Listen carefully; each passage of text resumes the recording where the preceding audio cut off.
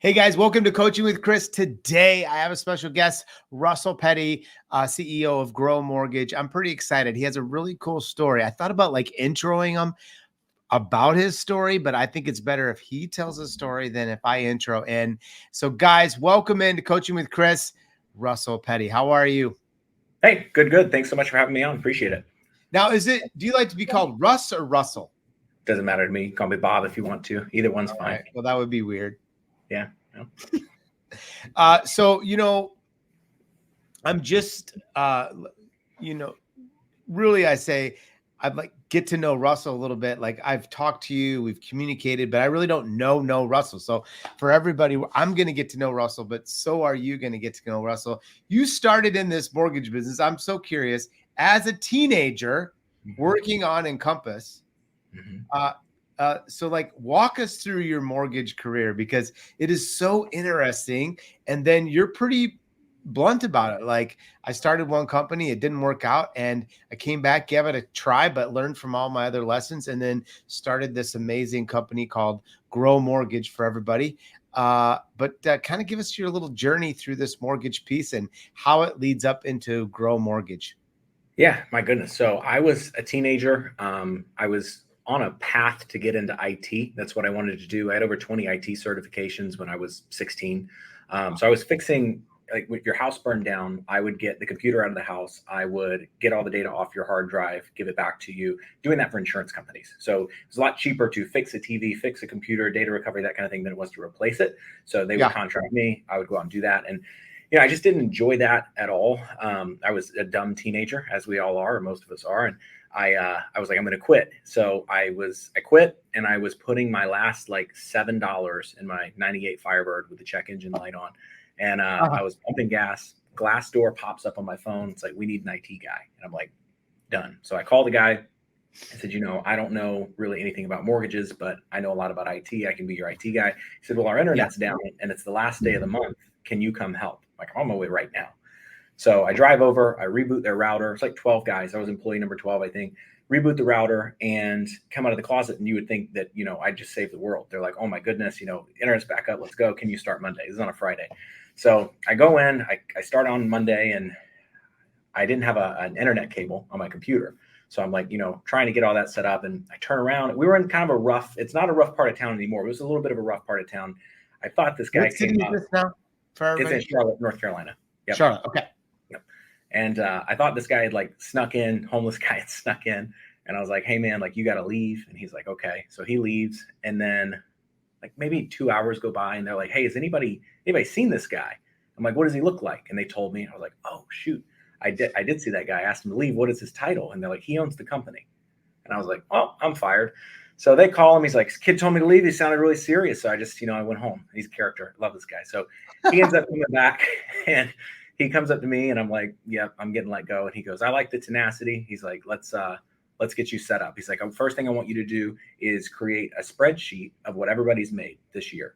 I'm like, no problem. I can do spreadsheets all day. So he pulls my desk next to his. So I'm sitting beside this guy, and I'm trying to make this spreadsheet. I'm trying to figure out loan amounts and what comp is. And I didn't know. I didn't know what a mortgage was. So I'm sitting there working all this stuff out for 2 hours. And I turn to him, I promise, I'm already not off to a great start. I promise I know spreadsheets, but it says this guy has made just this much money. That seems insane to me. And he's like, yeah, that's right. And I was like, how do I do this? I'm like, that is I grew up with not a lot of money. And I'm like, that is insane. I'm like, how do I do that? He goes, you're not old enough to do that. And I was like, well, teach me.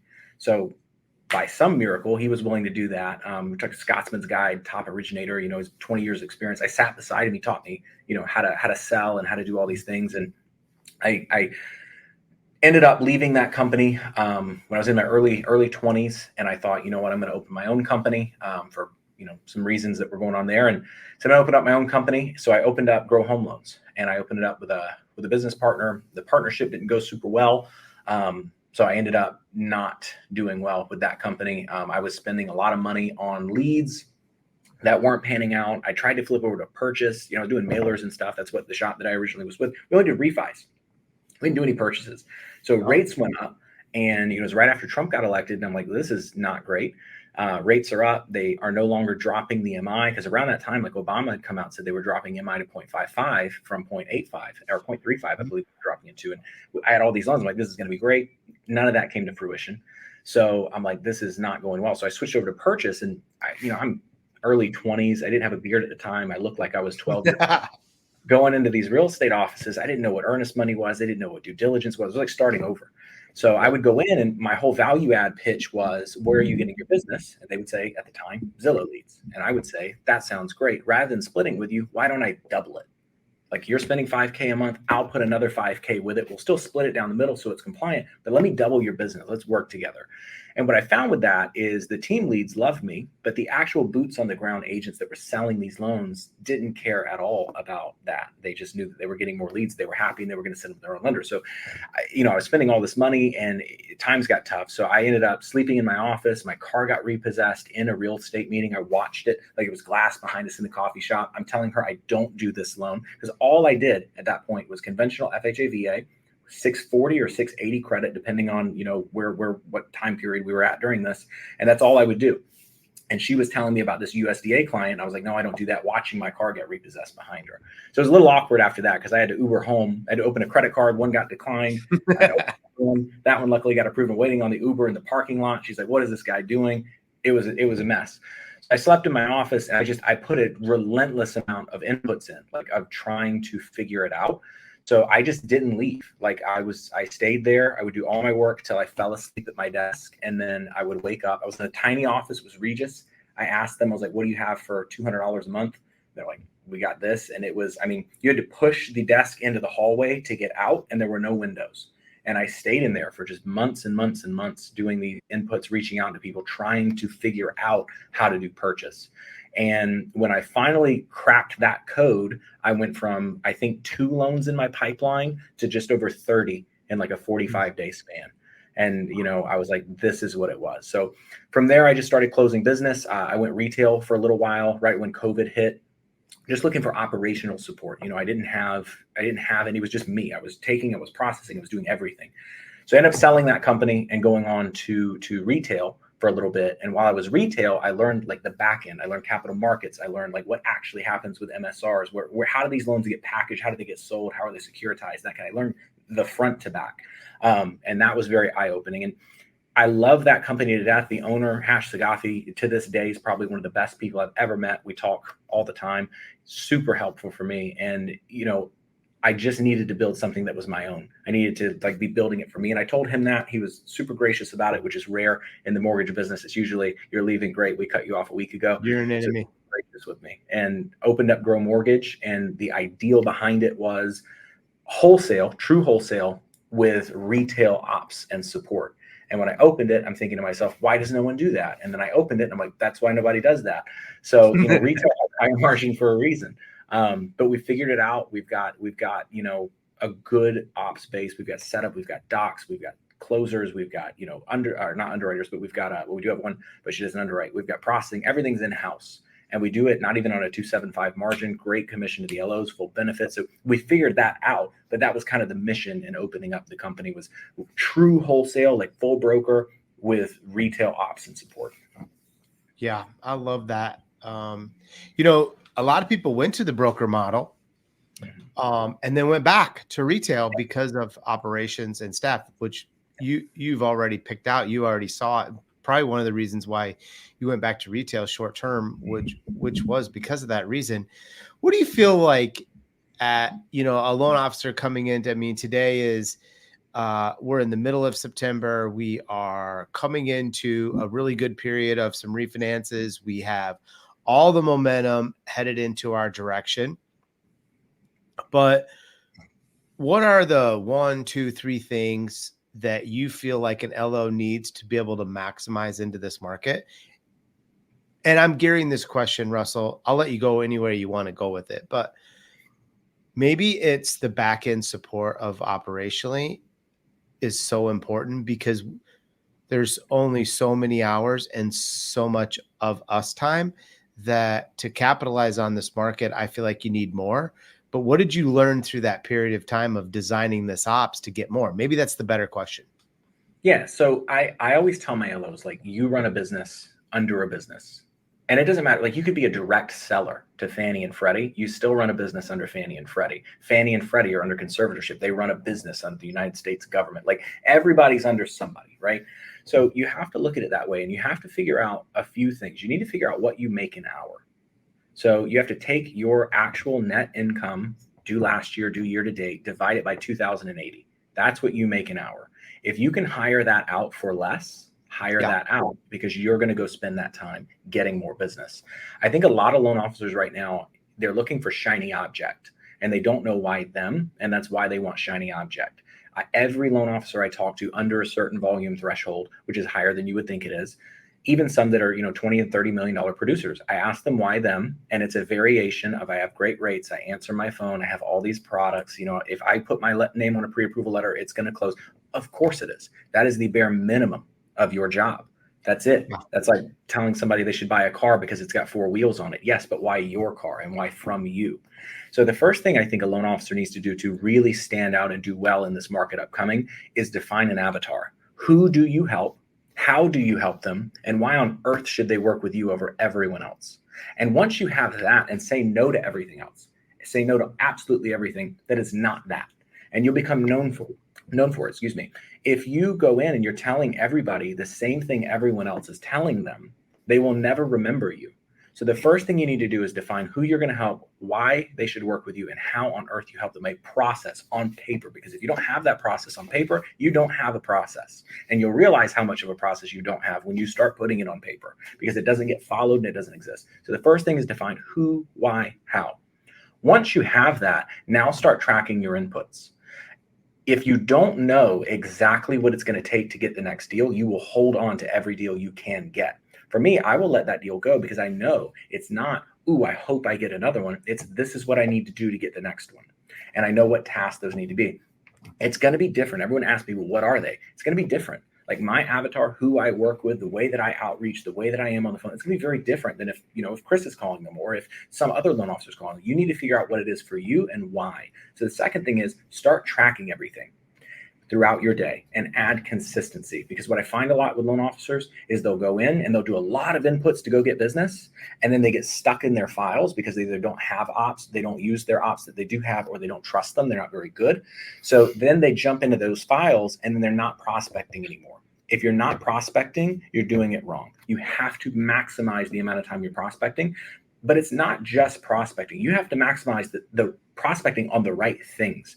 I say this all the time, like you could go knock on people's car windows in the Walmart parking lot, and eventually you will get someone to do a loan with you.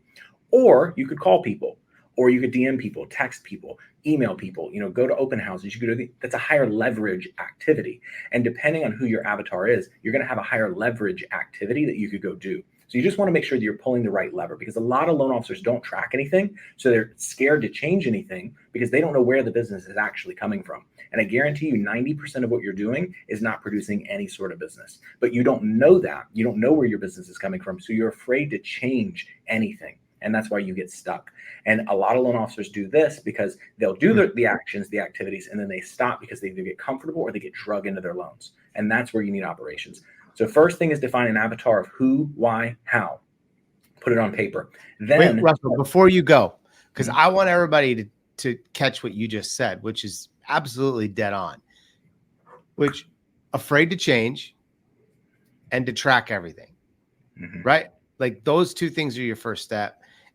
And I think you're right. I think there's a lot of loan officers that are afraid to change, and I think there's a lot of loan officers that are just like, it will work eventually.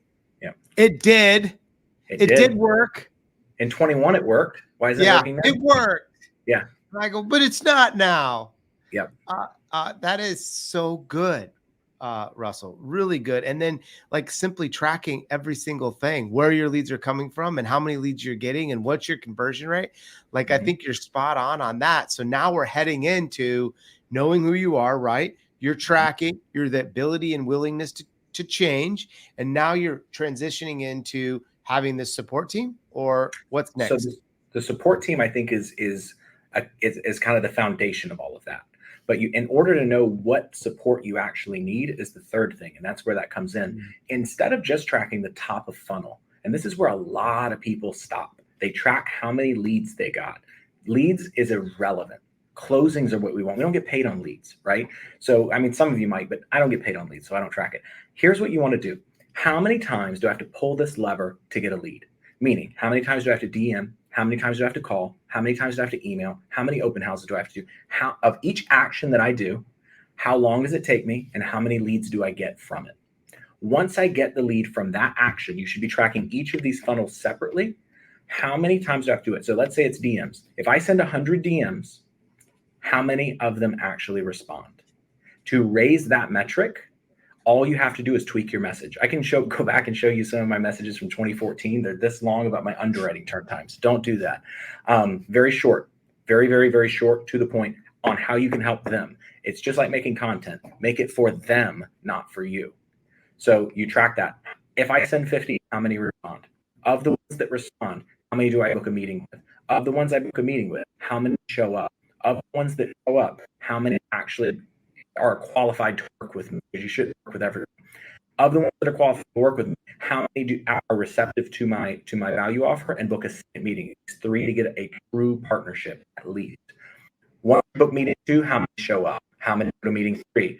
Book meeting 3, how many of those show up? Once they've done meeting 3, what is your process of follow-up after, and how long does it take to get an actual pre-approved client out? Of your pre-approvals, how many go under contract? The ones that are contract, how many close? That is the loan officer's job, because that's a full funnel, and you can track anything in between that and really dissect it out. But then you're going to notice that you don't need more leads. You probably just need to convert the ones you have better. And in order to do that, it's not, oh, I need better leads, or I need this, or I need that. It's like, why aren't they converting? At each step of my flow, why aren't they converting? Got it. So then I need to take this part of my process. And then you'll start noticing, well, in order to do that, that's going to take this much time. Delegate. Now you know the ops that you actually need, because you know where you're losing people, where you're spending your time. It's not active getting you business. And now you know, ooh, I need an LA. Ooh, I need a processor. Or man, I really am in these closings. I need a closing. Like, that is how you start finding what type of operational support you need. For us, we have set up, we disclose, we lock, we submit, we process, we do the closing package for you, we do the work on the fires that are coming up, and that's where you jump into those. So good, so good. When do you think in your life or through this career where you realized, when was the aha moment that understanding and tracking your data would have a lot to do with your result? I would say it was probably 2019. I was talking to a guy. He was a loan officer, got 80, 90 million that year, which back then was more than it is today. The loan amounts were a lot smaller. So, 2018, 2019, I'm talking to this guy, and I said, I'm doing these mailers. And he said, that's awesome. How many people call? And I said, well, I have this many people that called. He goes, awesome. He goes, what percentage of that is your mailers? And I said, I don't know. I don't know. I dropped 50,000, this many people called. He goes, cool. He goes, of the ones that called, how many did you get an app from? And I said, I don't know.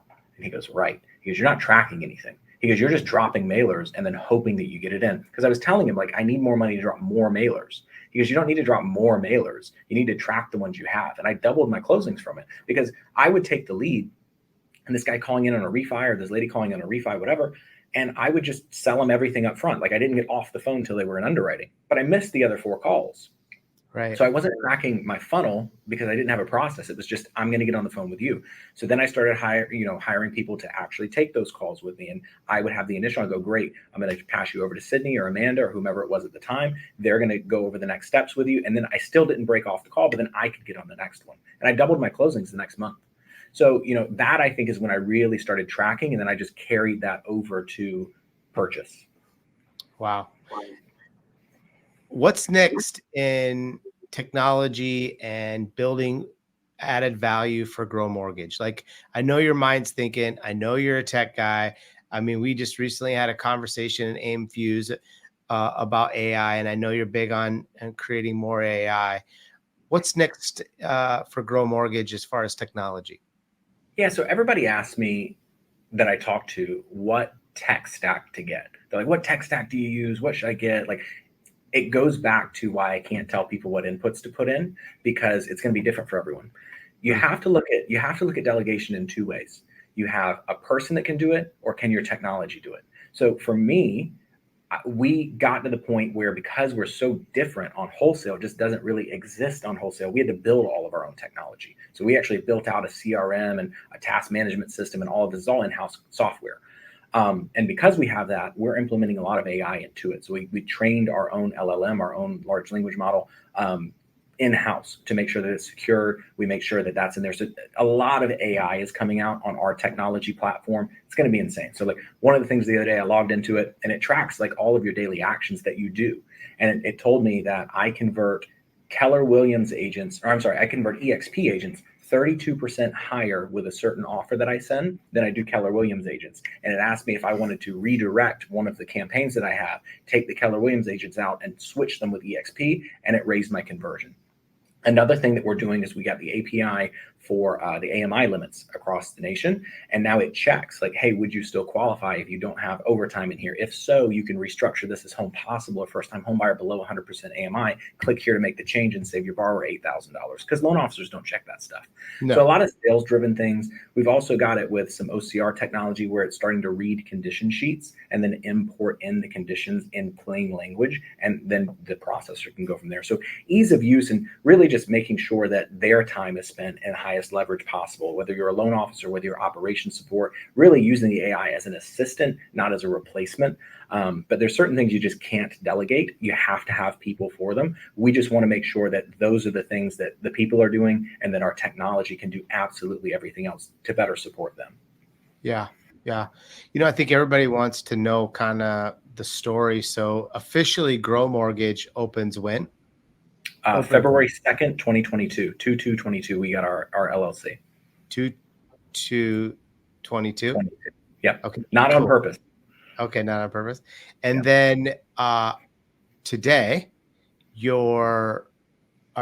what states are you primarily in, and how many LOs do you have? So we have, recruited to? Yes, we haven't. We have never recruited a loan officer. We actually haven't even started scaling the company yet. So for the past 2.5 years, all we have done is build the foundation of growth. That's it. We have not recruited. We haven't scaled. Nothing. We're starting towards the end of this year to grow it, but all I've been focused on is foundation. How do I make sure that we can build this thing to the top when we do start scaling? Because I want to make the mistakes while we're small rather than making them while we're big, because it's easier to steer a small ship. But we've got right at 30 loan officers. We just onboarded another gentleman today. We're very picky though. I mean, we get about 40 people a month that book calls to join the company. We won't even get on the call unless you're closing 10 million a year. We won't even interview. Oh, your music to my ears. So okay, all good. That way, if you join and do not consistently hit that, you're put into a group we call Future Top Originators, and then we try and make sure that you have everything you need to get you back turned around. And if not, we help you find somewhere that is going to be a good fit to get you there. We want to make sure it's a good fit both ways. Same way I approach real estate meetings. I have to make sure you're a good partner for me, whether you close or not. Are you willing to grow with it? Like, we brought on loan officers. We had one gentleman that joined us. He closed $3 million, I think, in June or July in that 1 month. He joined in January. He was only doing 0 to 1 loans a month. Did 3 million then. I think he's going to do 3 million in October as well. So, and these are, you're talking about, $300,000-$400,000 loan amounts. So it depends. We have another loan officer that joined us in January. She's our top originator now. Super proud of her. She was doing 4 to 5 units a month. She's doing 14 units this month. I think she already has 8 or 9 for October. So we just get them out of all the stuff that's not getting them business and then point them in the right direction. So that's what we do. But right at 30 loan officers, we've got just over 115 active files right now. I mean, we're definitely, high units per LO, but we only hire quality originators. So the goal is to always stay below 100 to 120 loan officers, because I want to be able to have a direct impact on them. I can't do that at 5,000. But if I have 100 to 120 loan officers, each doing 5 to 7 loans a month, I'm fine with it. So we never want to be the platform that's 1,000 or 2,000 loan officers. Want to be very, very niched in on what we have. We also don't do any lead buy yet. Don't do any sort of like consumer direct type of marketing. It's all organic outside sales, old school outside sales is all we do. We have $0 in the marketing budget, $0 in the recruiting budget. We've only ever recruited one person. It'd be 6 months to get her. So, and she's not even in sales, she's in ops. But That's kind of the vision, is continue to build this foundation, make sure we're doing everything ironed out process-wise on paper, in writing, automating, getting the AI, getting the technology, then we'll start scaling. So we're probably going to start that on the end of this year, and then next year we'll start our growth plan. Yeah, you know, and Russell, you're still producing. Yes. Yeah. Right? Like, I want everybody to listen to that. He's got 30 loan officers. He's growing the company. He's working on the tech, and he's still producing, because the mistake I see a lot of owners make is they're like, no, I'm not going to produce anymore. I'm like, that is your secret sauce of still producing. And I love that you are. What does Grow Mortgage look like for you in 5 years? So I have that vision. I've got it mapped out. I'm currently working on Q3 2026. So this quarter was already done before we started the company. I can just back on the sheet like this month. Will be the action. So very on like what daily actions, break it out. We pivot a little bit, but for the most part, like right on track in that chair. And that's kind of like what we're building. I want to make a platform, software, process, everything that's just easy, that makes the process repeatable, makes it where every borrower that comes in gets the same, the same cadence and everything's followed. Obviously, it's not going to be perfect, but we're gonna strive for that every single day and get closer and closer to it. For my employees, whether you're ops, whether you're sales, I've told all of them, I'm very open with them. I told them this in March. My goal is financial freedom for every single one of them. The way that I define that is that they are not waking up thinking about money.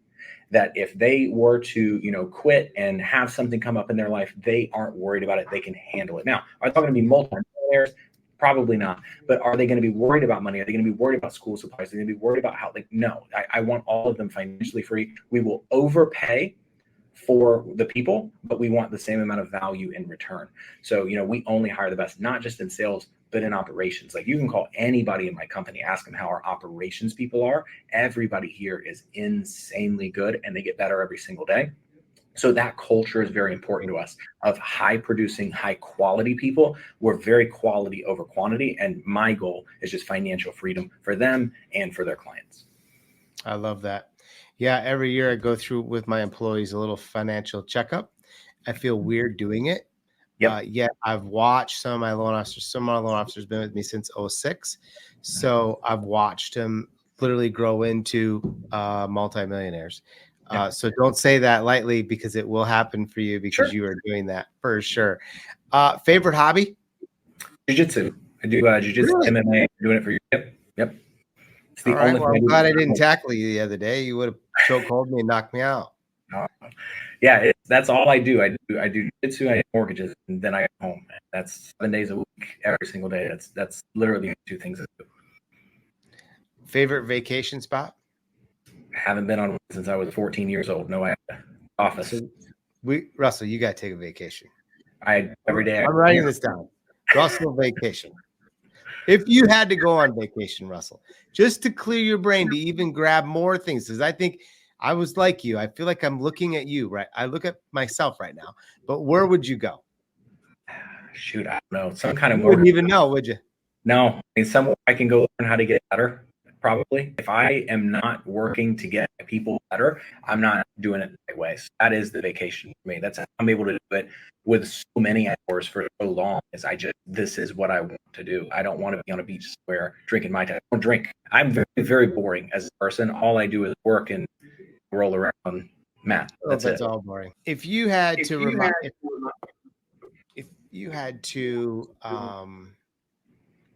do something over again that was a mistake that you made in the past, what would you tell everybody that's either starting in the business or opening their new company? What would you tell them to do first that maybe you wish someone would have given you that advice? Find mentors is probably the most important thing I can tell you. You are not smart enough to figure it out on your own as quickly as you are to implement someone that's already been there.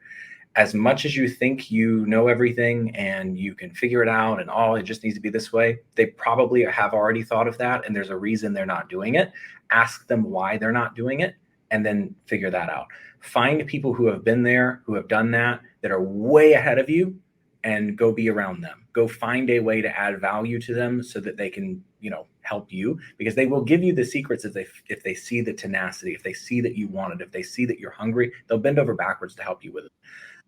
You will go so much further, so much faster by just listening to them. Even if it doesn't sound like something that you would do, even if it's like, they've probably already been there and done that. Just listen to them. They've been right every single time that I have listened to, and I eventually just ended up doing what they said anyway. That's such good advice. I always call myself, I'm a really good Xerox machine. Getting with these mentors and then just Xerox and go back and implement it. Russell, I'm proud of you. I'm so grateful for our beginning of our friendship and partnership with you. You have an amazing company. You have an amazing staff. They know their stuff. I feel like you are the one to watch. You are going to literally blow up just organically because what you have is what they want. And I don't care if you're a retail loan officer, a broker, or you're brand new. I know you don't hire brand new or it's not part of the plan yet, but I love it that you have a set target. Like I'm at 10 million. I'm at 4 loans. Me personally, I'm at 4 loans a month. And that's what it is with me. And if you're not at 4, then let's hope you get somewhere else. I just loved everything that you said. I think they're going to love, you guys appreciate listening to Coaching with Chris with Russell Petty because he is what the future of this market is. And I think you're going to get a lot of calls after this little podcast of saying, this is so cool. I hope that they don't all call you because I'm like, I need Russell Petty as my mentor. Oh my goodness. No. Nobody needs that. But yeah, no, I appreciate it. Thank you so much for having me on. It's always nice to come on and talk to you. So I appreciate the time. Yep. Thank you guys. Enjoy this podcast. Make sure you share it with your friends. Go to Apple or even Spotify to listen to this on the podcast. Thanks, guys. Thanks, Russell. Thank you.